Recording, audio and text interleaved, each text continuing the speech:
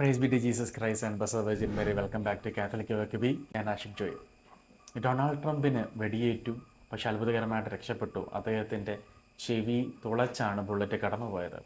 ഈ ഒരു വാർത്ത സംഭവിച്ച ഉടനെ, ഈ ഒരു വാർത്ത കഴിഞ്ഞ ഉടനെ സോഷ്യൽ മീഡിയാസിൽ മൊത്തം വ്യാപകമായിട്ട് ഉണ്ടായൊരു സംസാര വിഷയം എന്നത് സിംസൺ കാർട്ടൂണിനെ കുറിച്ചാണ്.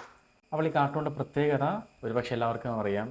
അതായത് ഈ ഇല്ലുമിനേറ്റി ഫ്രീമേസൺ ഗ്രൂപ്പുകാരുടെ പ്രത്യേകത, അവരെന്താണ് ചെയ്യാൻ പോണത് അത് ഏതെങ്കിലുമൊക്കെ രീതിയിൽ അവർ ലോകത്തിന് മുൻപിൽ പരിചയപ്പെടുത്തും.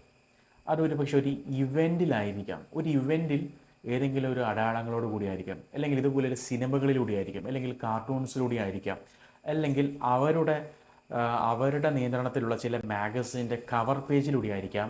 അവർ നമ്മളോട് പറയും ഇതാണ് നമ്മൾ ചെയ്യാൻ പോകുന്നത് എന്ന്.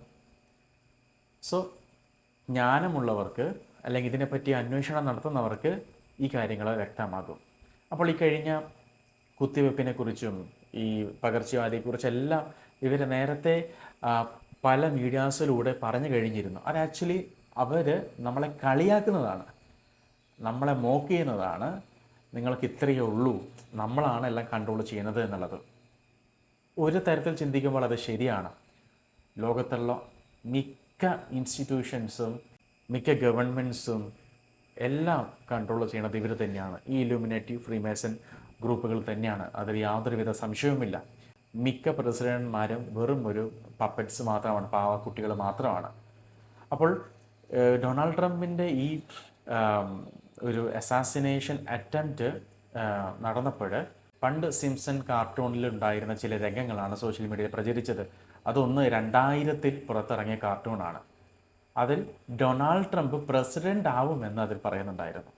സോ നമുക്കറിയാം, ജോ ബൈഡന് മുൻപ് ഡൊണാൾഡ് ട്രംപ് പ്രസിഡൻ്റായി.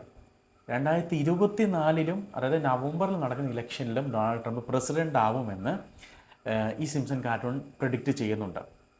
അപ്പോൾ 2017 ആ കാലഘട്ടത്തിൽ ട്രംപ് പ്രസിഡൻ്റ് ആയിരുന്ന സമയത്ത് ഇറങ്ങിയ ഒരു കാർട്ടൂണിൽ ട്രംപ് മരിച്ചു കിടക്കുന്നതായിട്ട് ഒരു രംഗമുണ്ട്.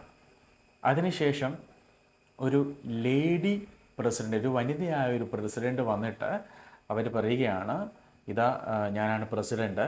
സോ ട്രംപ് അത് പറയുന്നുണ്ട്, ട്രംപ് കാരണം വന്ന സാമ്പത്തിക ബുദ്ധിമുട്ട് കാരണം നമ്മൾ വളരെ തകർന്നിരിക്കുകയാണ് എന്ന് പറയുന്നുണ്ട്. സോ അമേരിക്കയുടെ ആദ്യത്തെ ലേഡി പ്രസിഡൻ്റാണ് ഞാൻ എന്ന് പറഞ്ഞിട്ടാണ് ഈ കാർട്ടൂൺ കഥാപാത്രം വരുന്നത്.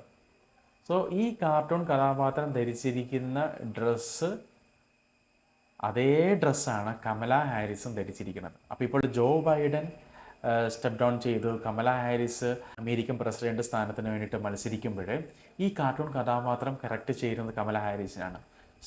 അവർ ധരിച്ചിരിക്കുന്ന വസ്ത്രവും അവരുടെ ഇയറിങ്സും അവരുടെ ആ കഴുത്തിലെ മാലയും എല്ലാം ഇരിക്കുന്നത് ഈ കാർട്ടൂൺ കഥാപാത്രത്തിലുള്ളതുപോലെ തന്നെ. അപ്പോൾ ഇതെല്ലാം ഇവർ തന്നെയാണ് പങ്കുവെക്കുന്നത്. ഇവരുടെ എക്സിക്യൂട്ടീവ് പ്രൊഡ്യൂസറും അതുപോലെ റൈറ്ററുമായിട്ടുള്ള AI ജീൻ എന്ന് പറഞ്ഞിട്ടുള്ള വ്യക്തി കഴിഞ്ഞ ദിവസം, അതായത് ജൂലൈ 22-ന് ട്വിറ്ററിൽ പങ്കുവെച്ച ഫോട്ടോയാണിത്. അദ്ദേഹം പറയാണ്, the Simpson prediction I am proud to be a part of. So AI ജീൻ പറയുകയാണ്, 2024-ലെ ഇലക്ഷനും ട്രംപാണ് വിജയിക്കാൻ പോകുന്നത് എന്ന്. നമുക്കറിയില്ല, കാത്തിരുന്ന് കാണാം. അപ്പോൾ ട്രംപ് വിജയിച്ചാൽ പിന്നെ എങ്ങനെ കമല ഹാരിസ് പ്രസിഡൻ്റ് ആവും? ട്രംപ് കൊല്ലപ്പെട്ടിട്ടാണോ? നമുക്കറിയില്ല, അത് കാത്തിരുന്ന് കാണുക തന്നെ വേണം. സോ ഞാൻ പറഞ്ഞു വരുന്നത്, നമ്മളുള്ളത് ഒരു സ്റ്റേജ്ഡ് വേൾഡിലാണ്. ഇവിടെ നടക്കുന്നതൊന്നും യാദൃശികമായിട്ട് നടക്കുന്ന കാര്യങ്ങളല്ല. ഇതെല്ലാം പേർപ്പസ്ഫുള്ളി അവർ ചെയ്യണതാണ്. നമ്മൾ പഠിച്ചിരിക്കുന്നത് വേൾഡ് വാർ 1-ഉം വേൾഡ് വാർ 2-ഉം ഫ്രഞ്ച് റവല്യൂഷൻ, ഇതെല്ലാം ഒരു അപ്രതീക്ഷിതമായിട്ട് നടന്നു എന്നോ, ഇതിൻ്റെ പിന്നിൽ വ്യക്തമായ അജണ്ടയുണ്ട്. അതുകൊണ്ട് തന്നെ ഈ പുതിയ ലോകത്തിൽ ഒരു ന്യൂ വേൾഡ് ഓർഡർ കൊണ്ടുവരാനാണ് ഇവർ ശ്രമിച്ചു കൊണ്ടിരിക്കുന്നത്. അപ്പോൾ അതിന് വേണ്ടിയിട്ട് ഇവർ മീഡിയാസ് യൂസ് ചെയ്യുന്നു, സെലിബ്രിറ്റീസിന് യൂസ് ചെയ്യുന്നു. ഇതൊന്നും അറിയാത്ത പാവങ്ങളാണ് ഈ മാർക്കറ്റിൽ പുതിയ പ്രൊഡക്റ്റ് ഇറങ്ങുമ്പോൾ നേരെ പോയി എടുത്ത് കയറ്റുന്നത്. അപ്പോൾ ഇതിനൊക്കെ ഇവർ വിളിക്കുന്നത് കോൺസ്പിറൻസി തിയറി എന്നാണ്. പക്ഷേ ഇതെല്ലാം നടന്നു കഴിഞ്ഞ കാര്യങ്ങളാണ്. സോ ഇനി വരുന്നുണ്ട്, ഇനി വേൾഡ് വാർ വരാൻ പോകുന്നു, ന്യൂക്ലിയർ ബോംബ് ഉപയോഗിച്ചുള്ള അറ്റാക്ക് വരാൻ പോകുന്നു, ഇനി ചിപ്പ് വരാൻ പോകുന്നു. ഇതിനെ പറ്റിയിട്ടൊക്കെ ഒത്തിരി വാർണിങ്സ് മാതാവ് തന്നിട്ടുണ്ട്. പല പ്രൈവറ്റ് റെവലേഷനിലൂടെ നമുക്കതൊന്നും പിന്നെ വേണ്ടല്ലോ. അതുപോലെ ഇങ്ങനെയുള്ള ഈ കാർട്ടൂൺസിലൂടെ ഇവർ തന്നെ നമ്മളെ കളിയാക്കിക്കൊണ്ട് ഇങ്ങനെയാണ് സംഭവിക്കാൻ പോകുന്നത് എന്ന് നേരത്തെ ഈ കാർട്ടൂൺസിലൂടെ പരിചയപ്പെടുത്തിയിട്ടുണ്ട്. സോ എല്ലാം വെൽ സ്റ്റേജ്ഡ് ആണ്, എല്ലാ കാര്യങ്ങളും വെൽ സ്റ്റേജ്ഡ് ആണ്. എന്താ നടക്കാൻ പോകുന്നത് എന്നുള്ളത് ഇവർക്ക് ഓൾറെഡി അറിയാം. ഇതറിയാത്തത് ഈ നമുക്ക് മാത്രമാണ്.